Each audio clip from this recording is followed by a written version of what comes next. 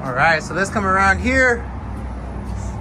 Whoa. So as you guys saw yesterday, we did mount the amp on the wall. So we do have the piece of wood back here. I'm hoping it kind of, look, so it kind of moves back and forth, but I'm hoping that once the seats are on, the seats are going to hold it in place, but that amp isn't going anywhere. I wanted to mount it very much.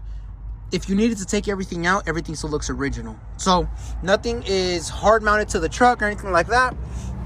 If you take these screws out of the amp, the amp will come right off. So yeah, we got all the wiring. The RCA is coming from the base knob. You can kind of see it hanging out over there. I got to put some double-sided tape on it because, again, I don't want to mount it permanently. And then you got everything else over here. The cable coming from the battery. And your ground, I ran it right here. So the seats have like these cables, I guess. Chevy put these cables on the seats that go right here. So I'm gonna need to take that ground out. Like I said, this is just very much temporary just to get home. So I'm gonna take that ground back off. I'm gonna take the box out. I'm gonna bring the seats, mount the seats the way they're supposed to go. And in between the nut, oh, I have it down here. In between the nut and the little wires of the seat, I'm gonna go ahead and put that ground and we should be good.